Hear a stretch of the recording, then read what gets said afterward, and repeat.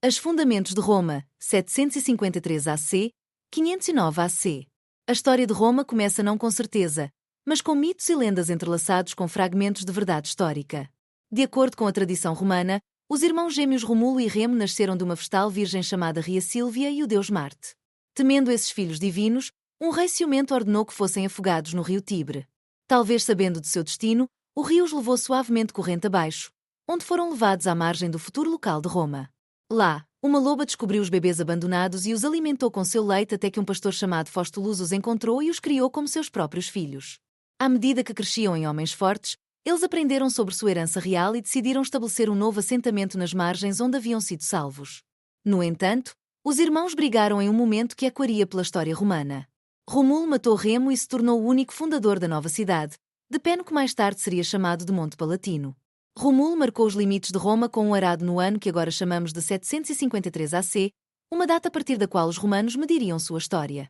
O primeiro assentamento era pouco mais do que um conjunto de cabanas de palha, com vista para o Tibre, cercado por cidades etruscas mais fortes ao norte e colônias gregas ao sul.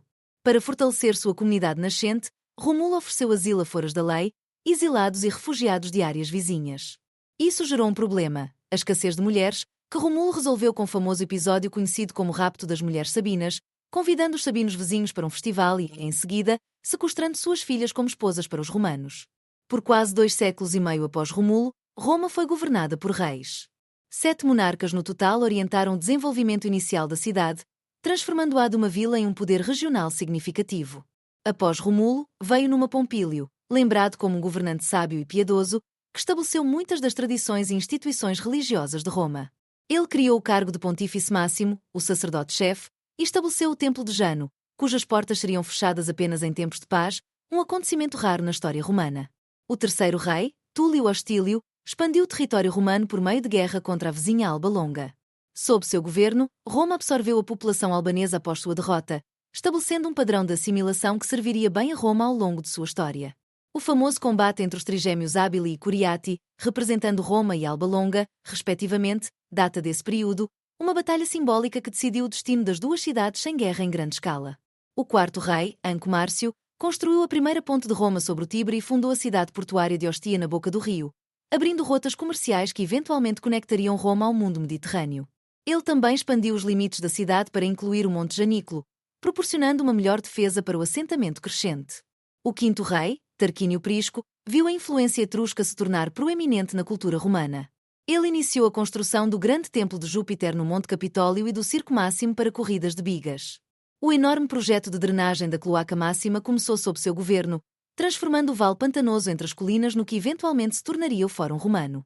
O sexto rei, Sérvio Túlio, implementou a primeira Constituição de Roma, dividindo os cidadãos em classes com base na riqueza e capacidade militar. Essa organização, conhecida como Assembleia Centuriata, continuaria sendo fundamental para a vida política e militar romana por séculos. Sérvio também construiu a primeira muralha defensiva ao redor de toda a cidade, abrangendo as famosas 7 colinas de Roma: Palatino, Aventino, Capitolino, Quirinal, Viminal, Esquilino e Célio. O último rei, Tarquínio Soberbo, governou como um tirano. Seu reinado viu impressionantes projetos de construção, incluindo a conclusão do Templo de Júpiter, mas sua arrogância e crueldade alienaram a nobreza romana. O ponto de ruptura aconteceu quando seu filho, Sextio Tarquínio, estuprou Lucrécia, uma nobre romana virtuosa. Esse ultraje provocou uma rebelião liderada por Lúcio Júnio Bruto e pelo marido de Lucrécia, Colatino. Em 509 AC, a monarquia foi derrubada, Tarquínio e sua família fugiram para o exílio e a República Romana nasceu. Esse novo sistema de governo, projetado para evitar a concentração de poder em uma única pessoa, moldaria não apenas o futuro de Roma, mas influenciaria o pensamento político por milénios. Olhando para trás, neste período fundacional, podemos ver como as primeiras experiências de Roma moldaram seu caráter. Desde o início, Roma exibiu uma notável adaptabilidade, absorvendo influências dos etruscos e gregos enquanto desenvolvia sua própria identidade distinta. Os primeiros romanos estabeleceram tradições de disciplina militar, engenharia prática e organização legal, que serviriam como fundações para o império que se seguiria. A cidade, que começou como um pequeno aglomerado de vilas, cresceu para incluir vários assentamentos nas 7 colinas, conectados por caminhos que se tornariam as famosas ruas de Roma. No final da monarquia, a população havia crescido para talvez 35.000 pessoas, tornando-a uma das maiores cidades do centro da Itália, embora ainda modesta em comparação com o que viria a ser.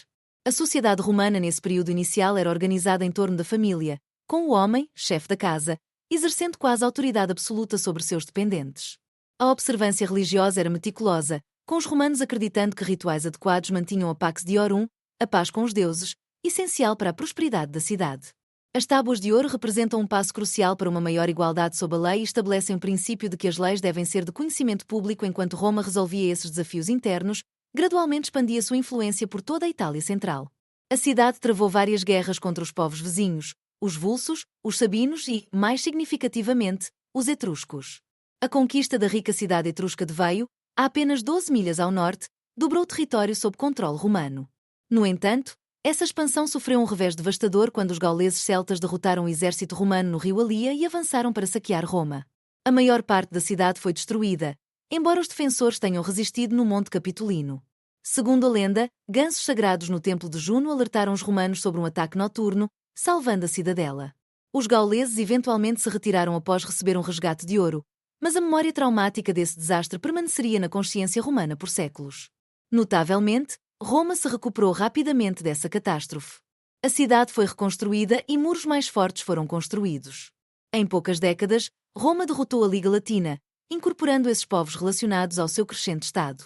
Algumas comunidades latinas receberam cidadania romana plena, outras direitos parciais, estabelecendo padrões de cidadania graduada que se tornariam uma marca registrada da arte do Estado romano. Os anos intermediários da República viram reformas políticas significativas. As leis licinianas e sexianas exigiam que um dos cônsules fosse plebeu, abrindo mais alto cargo para não patricios. Nas décadas subsequentes, os plebeus ganharam acesso a todos os principais magistrados e cargos religiosos, enquanto a riqueza, e não o nascimento, determinava cada vez mais a oportunidade política. Esse processo de integração social ajudou Roma a evitar os destrutivos conflitos de classe que atormentavam muitas cidades-estado gregas. O crescente poder de Roma trouxe inevitavelmente conflito com outros poderes regionais. Através de 3 guerras extenuantes contra os povos montanhosos da Itália Central, conhecidos como Samnitas, Roma estendeu seu controle de costa a costa pela Península Itálica. À medida que Roma consolidava sua posição no centro e sul da Itália, encontrou as sofisticadas cidades gregas da Magna Grécia. A mais poderosa dessas cidades, Tarento, sentiu-se ameaçada pela expansão romana e pediu ajuda a Pirro, rei de Épiro, na Grécia. Pirro chegou à Itália com uma força formidável, incluindo elefantes de guerra, desconhecidos para os romanos. Apesar de vencer várias batalhas contra os exércitos romanos, Pirro sofreu tantas baixas que essas vitórias pírricas esgotaram suas forças. Após uma campanha mal-sucedida na Sicília, Pirro retornou à Grécia, deixando as cidades gregas enfrentarem Roma sozinhas. Logo após, Tarento caiu e Roma controlava toda a Península Itálica ao sul do rio Pó. A governança romana dessa nova confederação italiana demonstrou notável sabedoria. Enquanto mantinha firme controle sobre a política externa e os assuntos militares, Roma permitiu que seus aliados mantivessem a autonomia local. A extensão de vários graus de cidadania e direitos legais criou incentivos para a lealdade. As colónias romanas espalhadas pela península serviam a duplo propósito, recompensando veteranos com terras, enquanto estabeleciam postos militares estratégicos. Esse sistema de alianças italianas forneceria a Roma recursos humanos e materiais que superavam em muito qualquer rival no mundo mediterrâneo, uma vantagem decisiva nos conflitos que viriam. A Itália Unida representava uma revolução geopolítica no mundo antigo, um grande Estado territorial com liderança centralizada, mas flexível o suficiente para acomodar a diversidade local. A atenção de Roma logo se voltou para além da Itália, para a Sicília, onde Cartago, um poderoso império marítimo centrado na África do Norte, controlava a porção ocidental da ilha. Quando um grupo de mercenários italianos chamados mamertinos pediu proteção romana contra os sírios e cartagineses na Sicília, Roma enfrentou uma escolha monumental. A intervenção significaria guerra com Cartago, uma potência naval com séculos de experiência marítima que Roma não possuía. A decisão do Senado de aceitar o apelo dos mamertinos desencadeou a Primeira Guerra Púnica. Esse conflito forçou Roma a desenvolver capacidades navais do zero. Após derrotas iniciais, os romanos capturaram um navio cartaginês e usaram como modelo para construir sua própria frota. Equiparam esses navios com um corvus, uma ponte de embarque que permitia que os soldados romanos usassem suas superiores habilidades de infantaria no combate naval. Apesar das perdas catastróficas devido a tempestades e batalhas, a persistência romana eventualmente prevaleceu. Cartago cedeu a Sicília para Roma, pagando uma substancial indenização. A Segunda Guerra Púnica levou Roma mais perto da destruição do que qualquer conflito desde o saque de Gália. O brilhante general cartaginês Aníbal Barca conduziu um exército, incluindo elefantes de guerra, da Espanha através dos Alpes até a Itália. Ele infligiu 3 derrotas catastróficas aos exércitos romanos no rio Trébia, no lago Trasimeno e, mais devastadoramente, em Cannae, onde talvez 50.000 romanos pereceram em um único dia. Apesar desses desastres, Roma se recusou a se render, enquanto Aníbal marchava pela Itália, ganhando aliados entre os súditos romanos descontentes. Roma formou novos exércitos. O general Quinto Fábio Máximo adotou táticas de adiamento, evitando confrontos diretos, enquanto um jovem comandante chamado Cipião levou a guerra para a Espanha e depois para a África. Enfrentando uma ameaça própria a Cartago, Aníbal foi chamado de volta da Itália. Na Batalha de Zama, Cipião, agora chamado africano, derrotou Aníbal, pondo fim à guerra. Cartago entregou sua marinha, seus territórios ultramarinos e sua independência política, tornando-se um estado tributário de Roma. A vitória sobre Cartago estabeleceu Roma como a potência dominante no Mediterrâneo Ocidental. A atenção de Roma se voltou para o leste, para os reinos helenísticos que haviam emergido do Império de Alexandre, o Grande. As legiões romanas derrotaram o rei Filipe V da Macedônia e subsequentemente superaram o rei Seleucido Antíoco em Termópilas e Magnesia.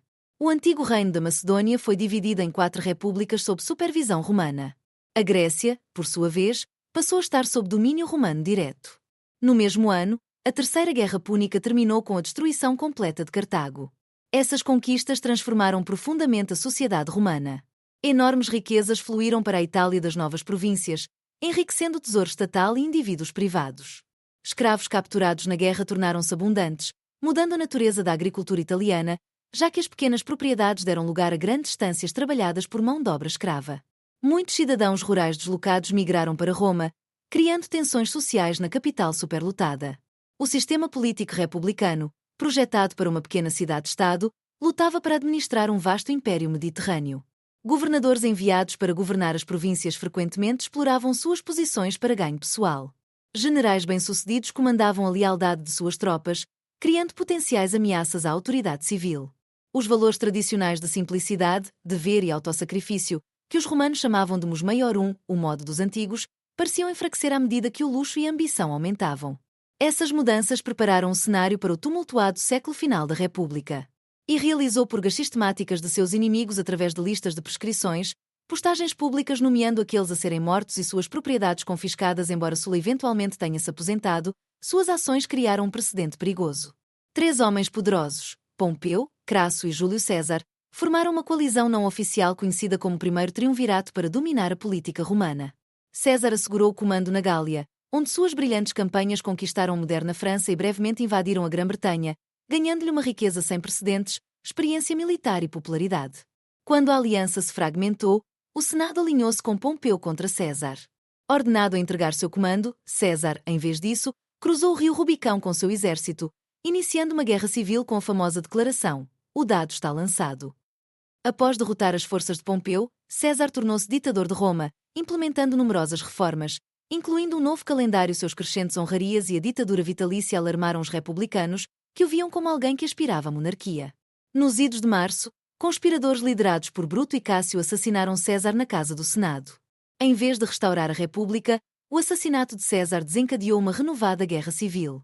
Seu filho adotivo, Otávio, se uniu a Marco Antônio e Lépido no segundo triunvirato para caçar os assassinos de César. Após derrotar Bruto e Cássio em Filipos, o triunvirato dividiu o mundo romano entre si. Tensões inevitáveis surgiram, especialmente entre Otávio no oeste e Antônio no leste, onde ele se aliou à rainha egípcia Cleópatra I. O confronto final aconteceu em Ácio, onde as forças de Otávio, sob Agripa, derrotaram a frota combinada de Antônio e Cleópatra. Os amantes fugiram para o Egito, onde depois cometeram suicídio. Otávio, agora governante único dos vastos territórios de Roma, evitou cuidadosamente os erros de César enquanto acumulava poder pessoal sem precedentes. Manteve a fachada republicana, referindo-se a si mesmo como príncipe, primeiro cidadão, em vez de rei ou ditador. O Senado lhe concedeu o título de Augusto, marcando o fim efetivo da República e o início do Império Romano. O legado da República foi complexo. Seu equilíbrio constitucional, no final, falhou em evitar a guerra civil e a ditadura. No entanto, durante seus 5 séculos, Roma evoluiu de uma pequena cidade-estado italiana para a mestre do mundo mediterrâneo.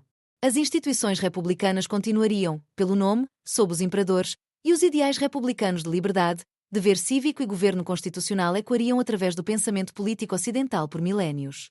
Quando Otávio se apresentou ao Senado no início do Império, 27 AC, 180 DC, Em janeiro do ano que agora marcamos como 27 antes da Era Comum, Roma estava em uma encruzilhada. A República, que governava há 5 séculos, estava em ruínas após décadas de guerra civil.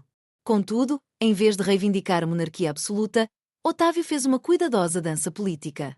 Ele anunciou a restauração do poder ao Senado e ao povo de Roma, aparentemente renunciando à autoridade extraordinária que havia acumulado. O Senado, cheio de seus apoiadores, respondeu concedendo-lhe o nome de Augusto, um título com conotações religiosas sugerindo alguém que é venerado ou sagrado. Também lhe concederam um pacote cuidadosamente montado de poderes, como comando de província-chave onde as legiões estavam estacionadas, autoridade tribunícia, dando-lhe poder de veto, e vários outros privilégios.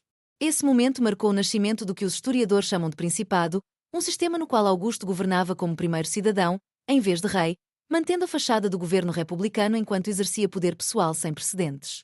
Augusto governaria por 41 anos, estabelecendo padrões que definiriam a governança imperial romana por séculos.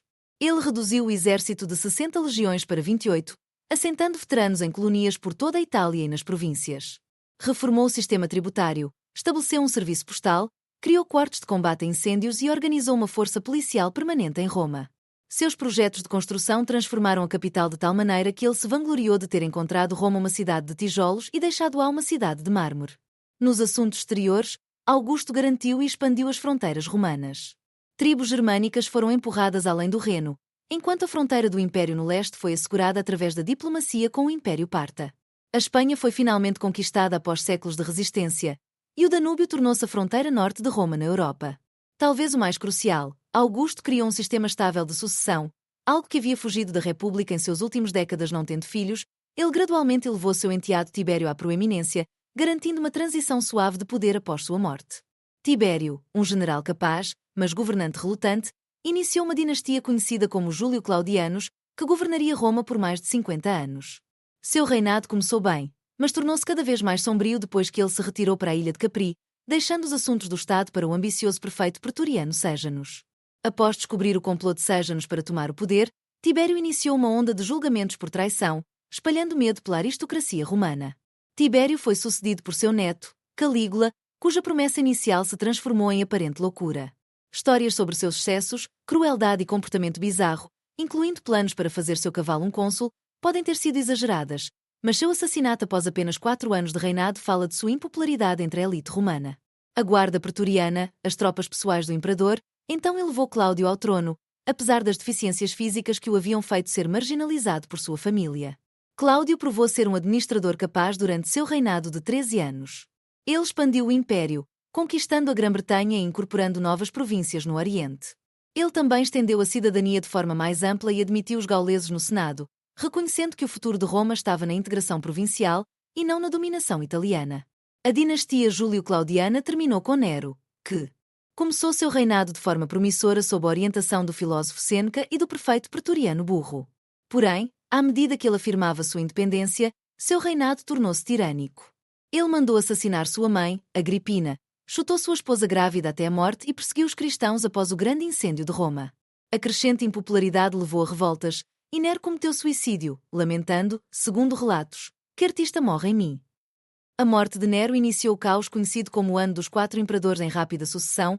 Os generais Galba, Otão e Vitelio reclamaram o trono, sendo cada um derrubado por revoltas militares. Finalmente, Vespasiano, comandando as legiões orientais, emergiu vitorioso, estabelecendo a dinastia Flaviana. Vespasiano trouxe estabilidade de volta ao império durante seu reinado de 10 anos. Homem de origens humildes, com uma abordagem prática para a governança, ele restaurou a responsabilidade fiscal após as extravagâncias de Nero. Seu maior legado arquitetônico foi o início da construção do Anfiteatro Flaviano, mais conhecido hoje como Coliseu, construído no local do opulento palácio de Nero como um presente para o povo romano. Seu filho mais velho, Tito, o sucedeu. Poucos meses antes da erupção do Monte Vesúvio destruindo as cidades de Pompeia e Herculano, Tito lidou com essa e outras catástrofes, incluindo um incêndio em Roma, com tamanha compaixão que foi amplamente lamentado quando faleceu após apenas 2 anos de reinado.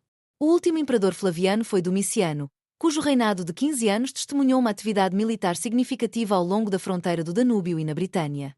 Embora um administrador eficaz, suas tendências autocráticas alienaram o Senado. Seu assassinato trouxe o fim da dinastia Flaviana.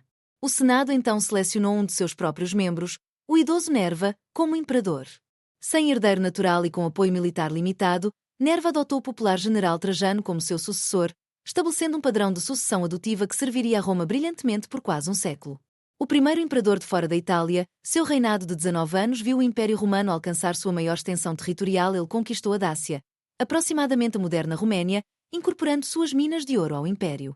Sua campanha mais ambiciosa anexou a Arménia, a Mesopotâmia e partes da Pártia, estendendo brevemente o domínio romano até o Golfo Pérsico. Embora algumas dessas conquistas no leste fossem abandonadas por seu sucessor, elas representaram o auge da expansão romana além da glória militar. Trajano foi celebrado por suas políticas internas. Seus extensos programas de construção incluíam um grande fórum em Roma e projetos por toda a província. Ele estabeleceu a Alá, um programa de bem-estar para apoiar crianças pobres na Itália, e foi amplamente considerado, até mesmo pelos romanos posteriores, como o imperador ideal contra o qual os outros seriam medidos. Em seu leito de morte, Trajano pode ter adotado seu parente Adriano, embora alguns suspeitassem que a adoção foi fabricada pelos apoiadores de Adriano. Independentemente disso, Adriano se tornou imperador e imediatamente mudou a política imperial, reconhecendo que o império havia atingido seus limites práticos. Ele se retirou das conquistas do leste de Trajano e focou na consolidação em vez da expansão. Adriano passou mais da metade de seu reinado de 21 anos viajando pelas províncias, muitas vezes caminhando a pé com suas tropas enquanto inspecionava as defesas fronteiriças na Britânia. Ele ordenou a construção de um muro maciço atravessando a parte estreita do norte da ilha, criando uma barreira contra incursões tribais, que ainda está parcialmente intacta hoje. Obras similares de fronteira foram reforçadas por todo o Império, estabelecendo limites claros em vez da expansão contínua. Amante da cultura grega, que usava barba no estilo helénico, diferente de seus predecessores que eram barbudos, Adriano passou um tempo considerável em Atenas, completando o maciço templo de Zeus Olímpico, iniciado séculos antes. Seu legado arquitetônico em Roma incluiu o Panteão, com sua revolucionária cúpula de concreto, ainda de pé hoje como testemunho da brilhante engenharia romana. O sucessor escolhido por Adriano, Antonino Pio, governou por 23 anos de forma notavelmente pacífica. Seu reinado não teve grandes guerras ou distúrbios internos, permitindo que o império prosperasse. Continuando a tradição da adoção, Antonino selecionou Marco Aurélio como seu herdeiro, com a provisão de que Marco, por sua vez, adotasse Lúcio Vero como seu imperador. Marco Aurélio, um filósofo estoico devoto cujas meditações ainda são amplamente lidas hoje, encontrou seu reinado dominado por desafios militares. Apesar de sua natureza filosófica, as tribos germânicas, possivelmente empurradas para o oeste por movimentos populacionais mais profundos na Europa e na Ásia, começaram a pressionar as fronteiras romanas no Danúbio em maior número do que antes. Enquanto Marco e Lúcio inicialmente governaram juntos, a morte de Lúcio deixou Marco como único comandante durante tempos cada vez mais difíceis. Além das ameaças externas, o Império enfrentou uma devastadora pandemia conhecida como a peste antonina, possivelmente varíola, trazida de volta por tropas de campanhas no leste. Essa doença matou talvez 5 milhões de pessoas em todo o território romano, enfraquecendo tanto a força militar quanto a econômica em um momento crítico. Apesar desses desafios, Marco Aurélio manteve as fronteiras e até planejou criar novas províncias além do Danúbio antes de sua morte. Ao contrário de seus predecessores, que escolhiam os sucessores mais qualificados por adoção, Marco permitiu que seu filho biológico, Comodo, o sucedesse, uma decisão que teria consequências desastrosas para Roma. Olhando para trás ao longo desses 2 séculos, de Augusto a Marco Aurélio, essa era representa o Império Romano em seu auge. A população atingiu talvez 70 milhões de pessoas, vivendo em relativa segurança sob a Pax Romana, ou Paz Romana. Uma vasta rede de estradas, totalizando mais de 250,000 milhas, facilitava o comércio, a comunicação e o movimento militar por todo o Mediterrâneo e além. As cidades floresceram com comodidades públicas desconhecidas nas idades anteriores, aquedutos fornecendo água potável, banhos públicos, teatros e fóruns. A lei romana, cada vez mais sofisticada e humana, foi administrada em 3 continentes. A literatura e a arte prosperaram durante esse período também. O poema épico de Virgílio, a Eneida, as Metamorfoses de Ovídio, as histórias de Tácito, as biografias de Suetonio e as cartas de Plínio, o Jovem, todas datam dessa era. Enquanto as inovações científicas ficaram atrás das realizações literárias, o conhecimento prático em campos como arquitetura, engenharia, agricultura e medicina tornou a vida diária dos romanos mais confortável do que qualquer grande população antes deles. Talvez, mais significativamente, esse período viu o nascimento e a primeira propagação do cristianismo. Jesus de Nazaré viveu e morreu durante o reinado de Tibério, e a nova religião lentamente se espalhou por todo o Império, apesar da perseguição esporádica. Quando Marco Aurélio morreu, as comunidades cristãs existiam em muitas das principais cidades, lançando as bases para desenvolvimentos que transformariam o Império posterior. O Império Romano também testemunhou o crescente significado das províncias. A Itália perdeu sua posição privilegiada à medida que imperadores vindos da Espanha e de outros lugares assumiram o poder. A cidadania foi gradualmente estendida de forma mais ampla, culminando, gerações depois, na sua concessão a todos os habitantes livres do Império. As redes comerciais conectavam regiões distantes, com mercadorias fluindo desde a Índia e China até os mercados romanos. Essa notável era de estabilidade e prosperidade descansava sobre vários pilares: o assentamento agostiniano, que equilibrava o poder imperial com respeito à tradição, o sistema de adoção, que produziu uma série de governantes capazes, fronteiras seguras o suficiente para evitar grandes invasões, e uma economia que, apesar de suas limitações pelos padrões modernos, gerava excedentes suficientes para manter a civilização urbana e um exército permanente de quase 400.000 homens. Província da Mesopotâmia com suas ricas terras agrícolas, ele também viajou para a Britânia para fortalecer o Muro de Adriano e fazer campanha contra os caledonios na Escócia. Foi lá, no posto avançado do norte de Eboracum, a moderna York, que ele morreu, supostamente aconselhando seus filhos a enriquecerem os soldados e desprezarem todos os outros. Esses filhos, Caracal e Geta, deveriam governar conjuntamente, mas seu ódio mútuo tornou a cooperação impossível. Dentro de um ano, Caracal mandou matar seu irmão nos braços de sua mãe e ordenou uma maldição memorial apagando Geta dos registros e monumentos oficiais.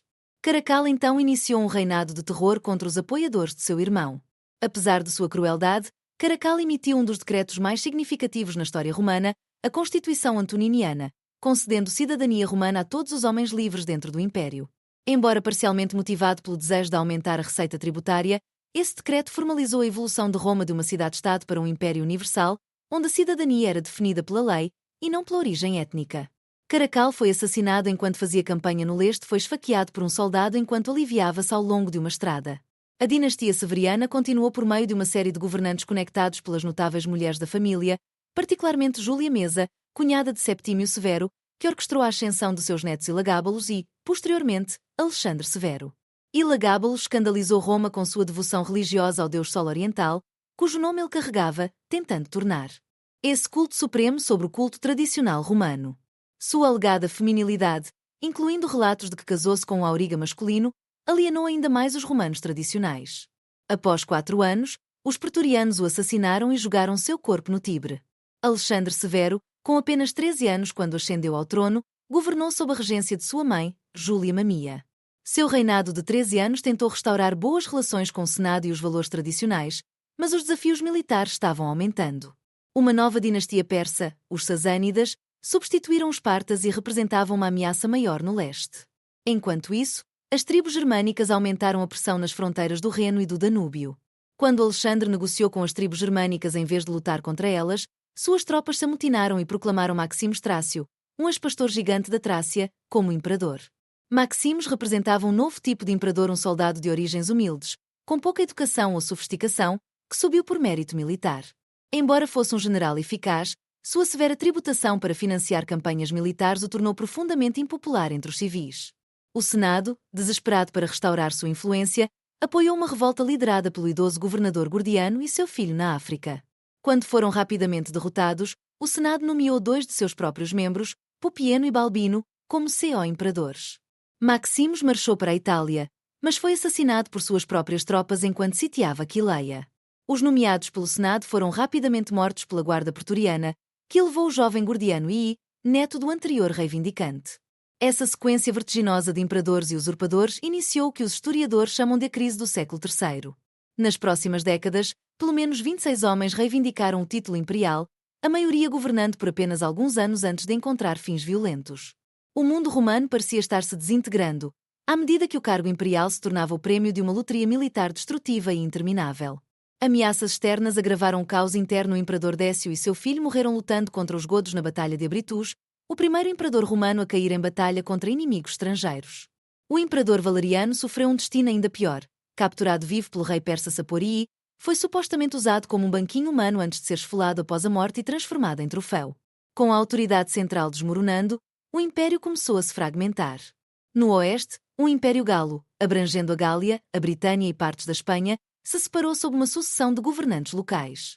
No leste, a cidade comercial desértica de Palmira, sob a rainha Zenóbia, estabeleceu controle sobre províncias do Egito até a Ásia Menor. A crise econômica acompanhava a desintegração política, à medida que a moeda era repetidamente desvalorizada para pagar os exércitos, desencadeando uma inflação severa. Parecia que a história de 1000 anos de Roma estava chegando ao fim. No entanto, mesmo nesta hora mais sombria, estruturas resilientes e indivíduos capazes surgiram para afastar o império do precipício. O ponto de inflexão veio com a ascensão de Cláudio I Gótico. Em seu breve reinado de 2 anos, ele derrotou decisivamente os invasores godos nos Balcãs, ganhando o título de Gótico, embora tenha morrido de peste. Seu trabalho foi continuado por Aurélio, aclamado por suas tropas após a morte de Cláudio. O reinado de 5 anos de Aurélio lhe conferiu o título de restaurador do mundo. Ele derrotou o Império Palmira, trazendo a rainha Zenóbia a Roma em correntes de ouro para seu triunfo. Em seguida, recuperou as províncias separatistas, reunificando o império. Para proteger Roma de invasões bárbaras, ele construiu um maciço novo circuito de muralhas que ainda está parcialmente intacto hoje. Reforma a moeda e estabeleceu um culto solar oficial, tentando proporcionar unidade religiosa. O assassinato de Aurélio, baseado na falsa alegação de um secretário de que o imperador planejava nascida em uma família humilde na Dalmácia, na costa adriática, Dióclito ascendeu através do serviço militar sem os benefícios de conexões aristocráticas. Essa perspectiva de forasteiro talvez tenha permitido que ele visse mais claramente os problemas sistémicos que Roma enfrentava. O império havia crescido demasiado vasto e complexo para que um único governante pudesse gerenciá-lo de forma eficaz. Emergências militares em uma fronteira frequentemente exigiam a presença do imperador, assim como crises surgiam em outros lugares.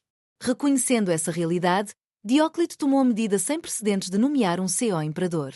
Ele elevou seu colega oficial Maximiano ao posto de Augusto, atribuindo-lhe a responsabilidade pelas províncias ocidentais, enquanto Dióclito se concentrava no leste. Essa divisão se revelou insuficiente, então Dióclito expandiu o colégio imperial ainda mais, nomeando 2 imperadores júniores chamados Césares, Galério no leste e Constâncio Cloro no oeste. Esse sistema, conhecido como a tetrarquia ou governo dos 4, dividiu as responsabilidades administrativas enquanto mantinha a ficção de um império unificado. Cada tetrarca governava um quarto do território romano a partir de sua própria capital. À medida que Roma perdia seu papel central, o arranjo incluía um plano de sucessão ordenada. Após 20 anos, o Augusto Sénior se aposentaria, permitindo que os Césares fossem promovidos e selecionassem novos colegas júniores. Esse mecanismo visava evitar a crise de sucessão que havia assolado o século III.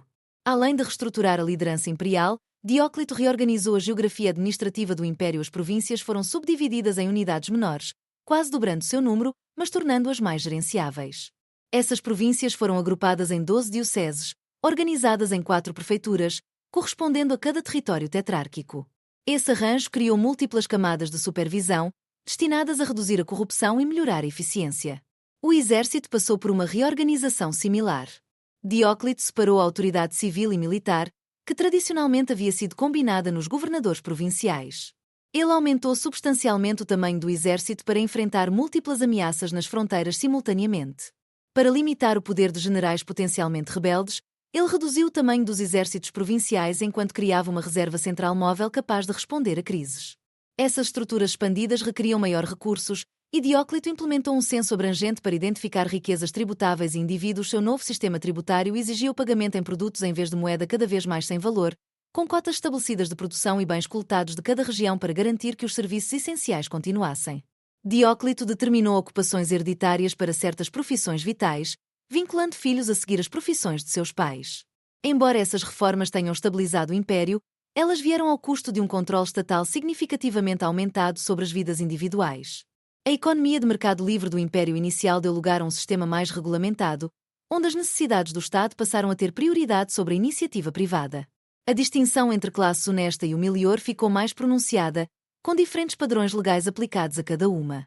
Dióclito também tentou lidar com a instabilidade econômica por meio de seu edito sobre os preços máximos, que estabelecia tetos de preços para milhares de bens e serviços em todo o império. Embora bem intencionada, essa medida se revelou impossível de ser aplicada e acabou sendo abandonada. Em assuntos religiosos, Dióclito inicialmente mostrou tolerância, mas mais tarde lançou o que ficaria conhecido como a Grande Perseguição contra os cristãos. Essa última e mais severa tentativa de suprimir o cristianismo incluiu a destruição de igrejas, a confisco de escrituras e a execução de clérigos. Apesar de sua intensidade, a perseguição variou por região e não conseguiu deter a propagação do cristianismo. Fiel ao seu plano de sucessão, Dióclito tomou a medida sem precedentes de se aposentar voluntariamente, obrigando seu CEO Augusto Maximiano a fazer o mesmo. Ele passou seus anos restantes cultivando repolhos em seu palácio em Split, na costa da Dalmácia, dizendo aos visitantes que apenas alguém que tivesse sido imperador poderia entender os prazeres da aposentadoria. O sistema tetrárquico cuidadosamente projetado colapsou quase imediatamente após a aposentadoria de seu criador. Os planos de sucessão foram minados pelo sentimento dinástico, quando as tropas proclamaram Constantino, filho de Constâncio Cloro, e Maxêncio, filho de Maximiano, como imperadores. Os anos seguintes testemunharam lutas complexas pelo poder enquanto vários pretendentes lutavam pela supremacia. Constantino emergiu vitorioso desses conflitos. De acordo com a tradição cristã, antes da crucial batalha da Ponte Milviana contra Maxêncio, Constantino viu uma visão de uma cruz no céu com as palavras Inoc signo vinces, com esse sinal, vencerás. Seja motivado por genuína conversão ou cálculo político, o abraço do cristianismo por Constantino transformaria o mundo romano. O Édito de Milão, emitido conjuntamente com seu colega oriental Licínio, terminou formalmente a perseguição aos cristãos e restaurou suas propriedades confiscadas, embora não tenha tornado o cristianismo a religião oficial do Estado. O edito concedeu-lhe status legal e favor imperial. Constantino posteriormente derrotou Licínio para se tornar o único governante de um império reunificado. Talvez a decisão mais consequente de Constantino foi fundar uma nova capital no local da cidade grega Bizâncio dedicada como Constantinopla. Ela ocupava uma posição estratégica incomparável, controlando o estreito entre a Europa e a Ásia. Essa nova cidade cristã, livre das associações pagãs de Roma, serviria como a capital imperial por mais de 1000 anos. Constantino manteve muitas das reformas administrativas de Dióclito, enquanto suavizava seus aspectos mais duros.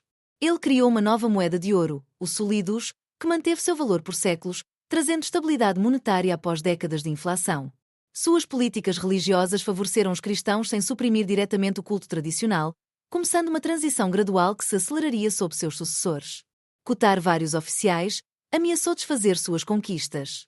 Nascida em uma família humilde na Dalmácia, na costa adriática, Dióclito ascendeu através do serviço militar sem os benefícios de conexões aristocráticas. Essa perspectiva de forasteiro talvez tenha permitido que ele visse mais claramente os problemas sistémicos que Roma enfrentava. O império havia crescido demasiado vasto e complexo para que um único governante pudesse gerenciá-lo de forma eficaz. Emergências militares em uma fronteira frequentemente exigiam a presença do imperador, assim como crises surgiam em outros lugares. Reconhecendo essa realidade, Dióclito tomou a medida sem precedentes de nomear um co-imperador. Ele elevou seu colega oficial Maximiano ao posto de Augusto, atribuindo-lhe a responsabilidade pelas províncias ocidentais, enquanto Dióclito se concentrava no leste. Essa divisão se revelou insuficiente, então Dióclito expandiu o colégio imperial ainda mais, nomeando 2 imperadores júniores chamados Césares, Galério no leste e Constâncio Cloro no oeste. Esse sistema, conhecido como a tetrarquia ou governo dos 4, dividiu as responsabilidades administrativas enquanto mantinha a ficção de um império unificado. Cada tetrarca governava um quarto do território romano a partir de sua própria capital. À medida que Roma perdia seu papel central, o arranjo incluía um plano de sucessão ordenada. Após 20 anos, o Augusto Sénior se aposentaria, permitindo que os Césares fossem promovidos e selecionassem novos colegas júniores. Esse mecanismo visava evitar a crise de sucessão que havia assolado o século III. Além de reestruturar a liderança imperial, Dióclito reorganizou a geografia administrativa do império. As províncias foram subdivididas em unidades menores, quase dobrando seu número, mas tornando-as mais gerenciáveis. Essas províncias foram agrupadas em 12 dioceses, organizadas em 4 prefeituras, correspondendo a cada território tetrárquico. Esse arranjo criou múltiplas camadas de supervisão, destinadas a reduzir a corrupção e melhorar a eficiência. O exército passou por uma reorganização similar. Dióclito separou a autoridade civil e militar, que tradicionalmente havia sido combinada nos governadores provinciais. Ele aumentou substancialmente o tamanho do exército para enfrentar múltiplas ameaças nas fronteiras simultaneamente. Para limitar o poder de generais potencialmente rebeldes, ele reduziu o tamanho dos exércitos provinciais enquanto criava uma reserva central móvel capaz de responder a crises. Essas estruturas expandidas requeriam maior recursos, e Dióclito implementou um censo abrangente para identificar riquezas tributáveis e indivíduos. Seu novo sistema tributário exigia o pagamento em produtos em vez de moeda cada vez mais sem valor, com cotas estabelecidas de produção e bens coletados de cada região para garantir que os serviços essenciais continuassem. Dióclito determinou ocupações hereditárias para certas profissões vitais, vinculando filhos a seguir as profissões de seus pais. Embora essas reformas tenham estabilizado o império, elas vieram ao custo de um controle estatal significativamente aumentado sobre as vidas individuais. A economia de mercado livre do império inicial deu lugar a um sistema mais regulamentado, onde as necessidades do Estado passaram a ter prioridade sobre a iniciativa privada. A distinção entre classe honesta e humilhor ficou mais pronunciada, com diferentes padrões legais aplicados a cada uma.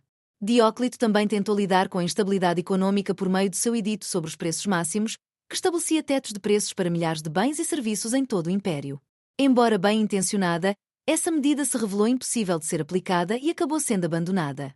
Em assuntos religiosos, Dióclito inicialmente mostrou tolerância, mas mais tarde lançou o que ficaria conhecido como a Grande Perseguição contra os cristãos. Essa última e mais severa tentativa de suprimir o cristianismo incluiu a destruição de igrejas, a confisco de escrituras e a execução de clérigos. Apesar de sua intensidade, a perseguição variou por região e não conseguiu deter a propagação do cristianismo. Fiel ao seu plano de sucessão, Dióclito tomou a medida sem precedentes de se aposentar voluntariamente, obrigando seu CEO Augusto Maximiano a fazer o mesmo.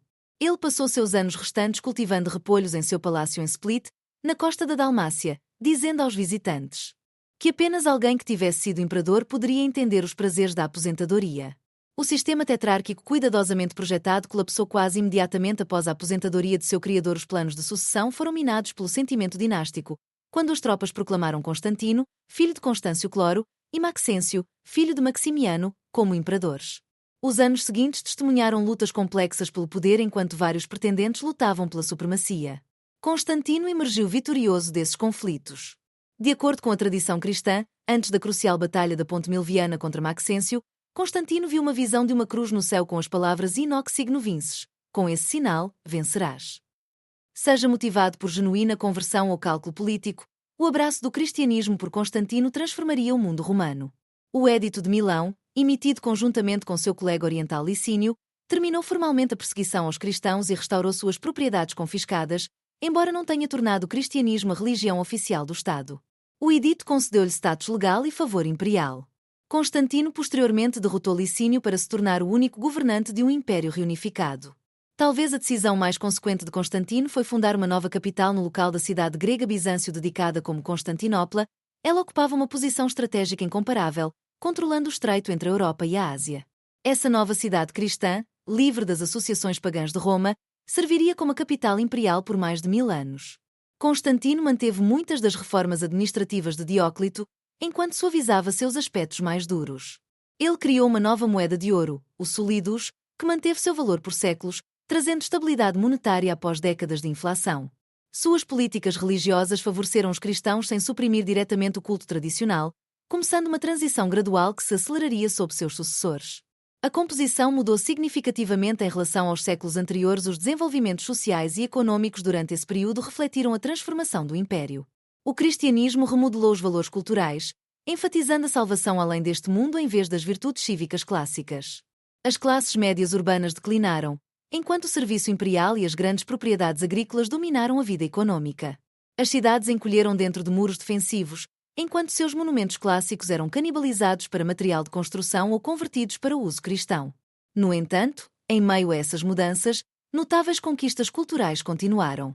Essa era viu o florescimento da literatura patrística, à medida que pensadores cristãos como Ambrósio, Jeronimo e Agostinho desenvolveram sistemas teológicos e filosóficos sofisticados que influenciariam o pensamento ocidental por séculos.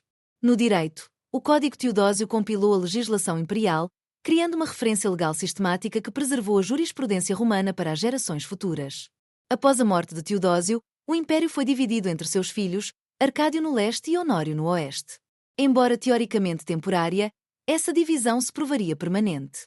Enquanto os tribunais orientais e ocidentais mantinham a ficção de um império unificado, eles gradualmente seguiam interesses separados e enfrentavam desafios diferentes. A metade oriental, mais rica e melhor protegida geograficamente, perduraria por mais 1000 anos como que os historiadores modernos chamam de Império Bizantino, embora seus cidadãos continuassem a se chamar romanos. A metade ocidental enfrentaria desafios existenciais que levariam ao seu colapso dentro de uma única vida. À medida que o século IV se encerrava, o Estado romano transformado não se assemelhava mais ao Principado de Augusto. O imperador agora governava como monarca de estilo oriental, sendo endereçado como dominus em vez de príncipe. Os oficiais se curvavam diante da presença imperial, que estava cada vez mais isolada por trás de elaborados rituais de corte.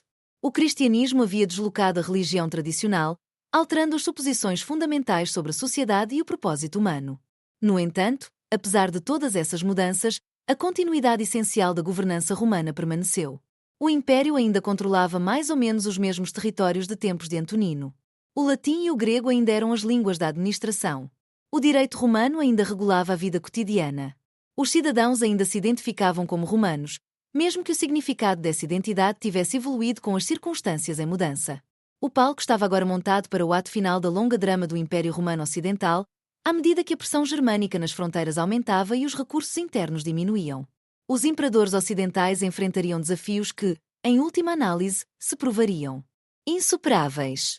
O século V começou com o mundo romano dividido entre os filhos de Teodósio, embora tecnicamente governando um único império. Arcádio em Constantinopla e Honório em Milão presidiam reinos cada vez mais separados.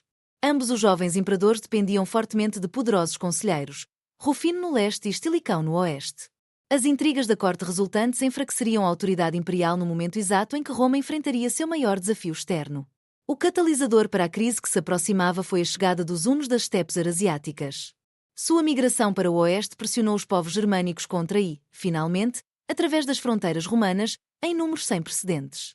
A ameaça mais imediata veio dos godos, que, após a morte de seu líder Fritigern, se uniram sob um novo rei ambicioso chamado Alarico. Todos os godos se estabeleceram dentro do império como federados, mas, após sua vitória em Adrianópolis, sentiram-se maltratados pelas autoridades imperiais.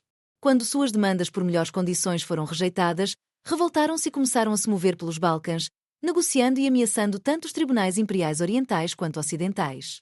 Estilicão, ele mesmo de ancestralidade vândala, mas completamente romano em cultura e lealdade, lidou com a ameaça gótica com uma combinação de ação militar e diplomacia.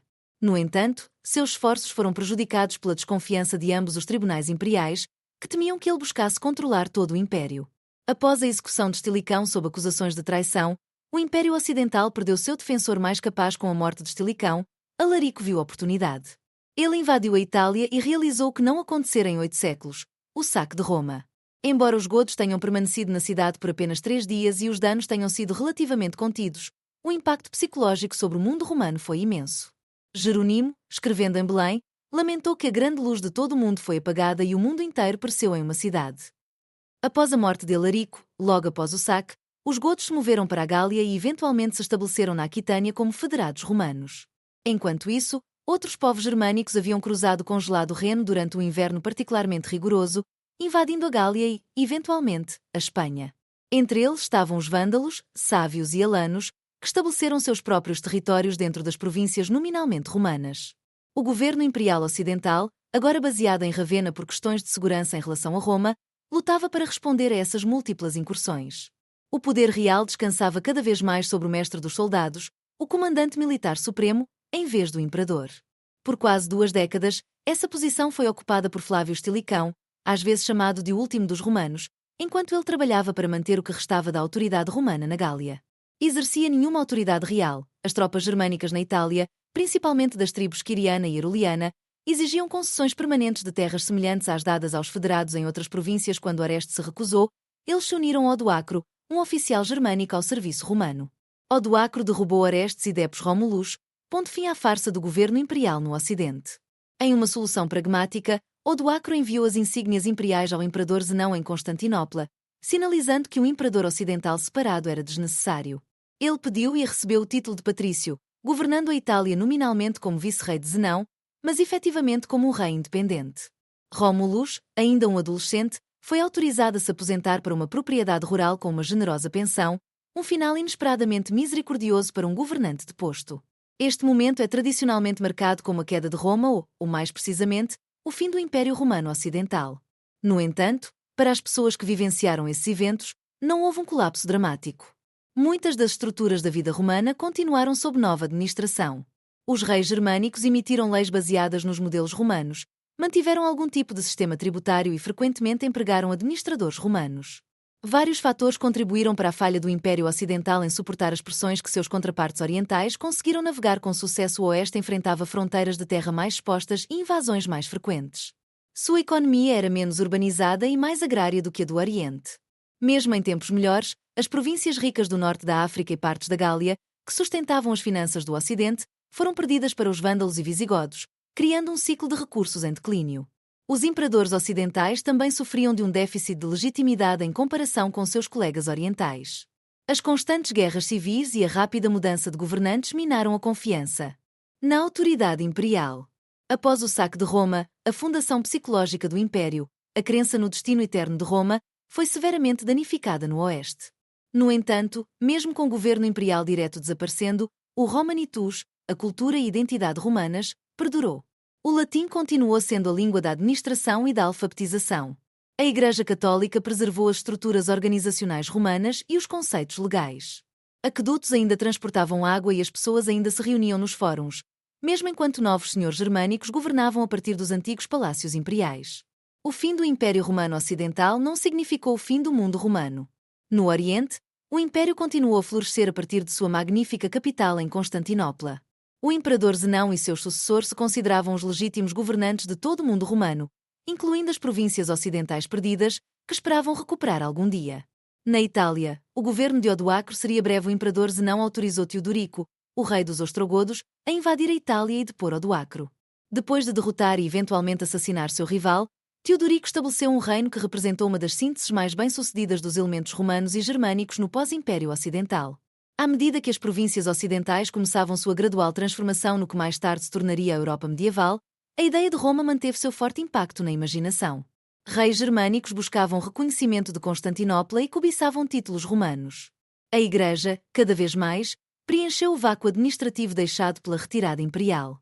E, muito a leste, o Império Romano, agora grego e cristão, mas ainda se chamando de romano, continuava a preservar e transformar o legado de Roma. No fechar do século V, o Império Romano Oriental enfrentava desafios significativos. Controvérsias religiosas sobre a natureza de Cristo dividiram os cristãos orientais, enquanto os compatriotas isurianos de Zenão, originários das montanhas de sua terra natal, dominaram a corte, gerando ressentimentos entre a população de Constantinopla. No entanto, o Império permaneceu intacto, com coleta de impostos eficiente, administração profissional e segurança militar que o fragmentado Oeste poderia apenas invejar. O sucessor de Zenão, Anastácio, forneceu 27 anos de governança capaz. Sua cuidadosa administração financeira replenceu o tesouro, enquanto a construção das longas muralhas protegia as abordagens terrestres de Constantinopla. Embora as tensões religiosas continuassem durante seu reinado, Anastácio manteve a posição do Império contra a Pártia Sassânida, seu rival tradicional no Oriente. A idade de ouro do Império Romano Oriental chegou com a ascensão de Justiniano e nascido de camponeses falantes de latim nas províncias balcânicas. Justiniano casou-se com a notável Teodora, cuja jornada de atriz de reputação duvidosa à consorte imperial escandalizou os círculos conservadores, mas trouxe um parceiro astuto e determinado ao trono. A ambição de Justiniano era nada menos que a restauração da unidade imperial. Ele enviou seu brilhante general Belisário para recuperar a África do Norte dos vândalos. Belisário completou essa missão com notável rapidez e eficiência, retornando a rica região produtora de grãos ao controle imperial. Encorajado por esse sucesso, Justiniano autorizou a invasão da Itália ostrogótica. A campanha italiana se revelou muito mais difícil. O que foi planejado como uma reconquista rápida tornou-se uma luta de 20 anos que devastou a península. No momento de suprema crise, surgiu um dos maiores imperadores de Roma, Heráclio, que tinha derrubado o tirano Fócio. Heráclio liderou pessoalmente o contra-ataque imperial em uma série de campanhas brilhantes, adentrando o território persa e forçando uma paz que restaurou todas as províncias perdidas e a verdadeira cruz. Essa reviravolta impressionante parecia garantir permanentemente a fronteira oriental de Roma. No entanto, mesmo enquanto Heráclio celebrava seu triunfo, um novo poder surgia no deserto árabe. Unidos pelo profeta Maomé e inspirados pela nova fé do Islã, os exércitos árabes irromperam nos territórios romanos e persas com velocidade impressionante. O exausto Império Persa colapsou completamente, enquanto as forças romanas sofreram uma derrota esmagadora na Batalha de Yarmouk. Em menos de uma década, a Síria, a Palestina e o Egito, províncias que haviam sido romanas por mais de 6 séculos, caíram sob o domínio islâmico. Essa perda catastrófica de território transformou o Império. O reino restante tornou-se mais compacto, centrado em Constantinopla, o que restava da Ásia Menor Ocidental e os Balcãs do Sul. O grego substituiu definitivamente o latim como a língua da administração, enquanto o Império assumia um caráter mais explicitamente cristão. Historiadores modernos frequentemente marcam essa transformação do século VII como a transição do Império Romano Oriental para o Império Bizantino, embora os contemporâneos não vissem tal divisão. Apesar dessas massivas perdas territoriais, o Império se adaptou e sobreviveu ao sistema temático, reorganizando as províncias em distritos militares onde soldados camponeses defendiam suas próprias terras, provou ser uma resposta eficaz às constantes incursões árabes. O fogo grego, uma misteriosa arma incendiária que podia queimar até na água, deu às frotas imperiais uma vantagem crucial na defesa de Constantinopla. Quando as forças árabes sitiaram Constantinopla em 2 ocasiões separadas, as formidáveis defesas resistiram firmemente. O fracasso desse cerco marcou um ponto de inflexão, preservando o Império como um bastião cristão no leste do Mediterrâneo e salvando grande parte da Europa da conquista islâmica. Os séculos VIII e X trouxeram controvérsias sobre imagens religiosas, conhecidas como o período iconoclasta. Imperadores de Leão e Teófilo baniram a veneração de ícones, considerando-os perigosamente próximos da adoração de ídolos. Essa política dividiu a sociedade e tensionou as relações com Roma e outros cristãos do Ocidente, que continuaram a usar imagens sagradas. A restauração dos ícones curou essas divisões e iniciou um período de renascimento cultural e intelectual sob a dinastia Macedônia, fundada por Basílio I. O império recuperou sua força, a produção agrícola aumentou, as cidades reviveram e a fortuna militar melhorou. Imperadores como Nicéforo Focas e João de Zimisces recapturaram territórios na Síria, enquanto Basílio I ganhou o apelido de matador de búlgaros por suas campanhas implacáveis que trouxeram todos os Balcãs sob domínio imperial. Esse Roma ressurgente, embora grega em língua e cultura, representava a sociedade mais poderosa, rica e sofisticada do mundo cristão. Constantinopla, com talvez 500.000 de habitantes, ofuscava as modestas cidades da Europa Ocidental. Seus mercados apresentavam mercadorias vindas de lugares tão distantes quanto a China e a Escandinávia. Suas igrejas brilhavam com mosaicos, e seus estudiosos preservavam textos antigos desconhecidos no Ocidente. No entanto, sob essa façade dourada, fraquezas estruturais estavam se desenvolvendo. A pequena propriedade camponesa que formava a espinha dorsal dos exércitos temáticos gradualmente perdeu terras para as crescentes propriedades aristocráticas. As posições de serviço público tornaram-se cada vez mais hereditárias em vez de baseadas em mérito. As diferenças religiosas com o Ocidente Latino se ampliaram, culminando no cisma que dividiu o cristianismo em ramos católicos e ortodoxos. O desastre decisivo veio em Manzikert, onde os turcos seljúcidas derrotaram o imperador romano IV Diógenes e abriram a Anatólia, o coração do império, para o assentamento turco. Simultaneamente, os normandos conquistaram as últimas possessões imperiais na Itália e os pechenegues atacaram através do Danúbio. O império, que parecia triunfante apenas algumas décadas antes, agora lutava pela sobrevivência. O apelo desesperado por ajuda ocidental do imperador Aleixo e Comneno ajudou a desencadear a Primeira Cruzada. Embora os cruzados tenham estabelecido estados na Terra Santa, as tensões entre latinos e gregos se tornaram cada vez mais amargas. A Quarta Cruzada infamemente desviou-se para Constantinopla, saqueando a maior cidade cristã do mundo e estabelecendo um império latino efêmero em suas ruínas. Embora as forças imperiais tenham recapturado Constantinopla sob Miguel VIII Paleólogo, o império restaurado era apenas uma sombra de sua antiga glória. As repúblicas comerciais italianas dominavam sua economia, enquanto estados sérvios e búlgaros cortavam territórios dos Balcãs. Mais importante ainda, os Emirados Turcos controlavam a maior parte da Anatólia, com o agressivo Estado otomano emergindo como a maior ameaça. Os turcos otomanos cruzaram para a Europa, gradualmente cercando Constantinopla. Apesar dos esforços diplomáticos desesperados para garantir ajuda ocidental, o apoio foi mínimo. O imperador Constantino XI enfrentou o massivo exército otomano do sultão Mehmed I com apenas alguns mil defensores quando o cerco final começou, em abril. Durante 7 semanas, as antigas muralhas de Constantinopla resistiram aos disparos dos canhões otomanos. Em 29 de maio, o ataque final rompeu as defesas. Constantino XI supostamente retirou suas insígnias imperiais e morreu lutando ao lado de seus soldados enquanto a cidade caía. Mehmed cavalgou até a Hagia Sofia, que se tornou uma mesquita no mesmo dia. O Império Romano, que sobreviveu por 480 anos desde a ascensão de Augusto, finalmente chegou ao fim. No entanto, seu legado viveu de várias formas. Os sultões otomanos se intitulavam Césares de Roma, governando grande parte do território bizantino anterior. Moscovo reivindicou o manto da Terceira Roma, preservando o cristianismo ortodoxo e as tradições imperiais. A Itália renascentista redescobriu textos clássicos preservados pelos estudiosos bizantinos que fugiram para o Ocidente antes e depois da queda de Constantinopla. Mais significativamente, o Império Bizantino serviu como a ponte crucial entre os mundos antigo e medieval. Ele preservou o direito romano, a filosofia grega e a teologia cristã primitiva ao longo de séculos quando esses poderiam ter sido perdidos. Sua diplomacia elaborada, burocracia sofisticada e economia complexa forneceram modelos muito além de suas fronteiras. A história épica que começou com Romulo no Monte Palatino finalmente chegou ao fim, mas Roma nunca caiu verdadeiramente. Ela se transformou. E sistemas tributários sofisticados, embora essas inovações possam parecer banais, elas formaram a infraestrutura essencial que permitiu que sociedades complexas funcionassem. A própria ideia de cidadania, um status legal formal conferindo direitos e responsabilidades, deve muito à prática romana. A gradual extensão da cidadania romana aos povos conquistados ofereceu um caminho para a integração que ajudou a sustentar o império por séculos. Esse modelo de inclusão conquistada, embora implementado imperfeitamente, forneceu uma alternativa à exclusividade étnica rígida que caracterizava muitos estados antigos. No campo da linguagem e da literatura, o impacto de Roma permanece inescapável. O latim, a língua dos camponeses rústicos nas margens do Tibre, tornou-se a língua franca da civilização ocidental por mais de um milénio. Embora não seja mais falado como língua materna, os descendentes do latim, as línguas românicas, incluindo espanhol, português, francês, italiano e romeno, são línguas nativas para quase 1 bilhão de pessoas hoje. Mesmo as línguas não diretamente descendentes do latim carregam sua influência, através de séculos de empréstimos. O inglês, embora germânico em sua estrutura básica, deriva cerca de 60% do seu vocabulário do latim, seja diretamente ou por meio do francês. A terminologia científica, legal e técnica em todo o mundo ainda é predominantemente baseada no latim, proporcionando um vocabulário comum além das fronteiras linguísticas. A literatura romana estabeleceu formas e temas que ressoariam através da tradição literária ocidental. O épico Eneida de Virgílio tornou-se um ponto de referência para poetas posteriores, de Dante a Milton. As narrativas mitológicas inventivas de Ovídio, em Metamorfoses, influenciaram Shakespeare e inúmeros outros escritores.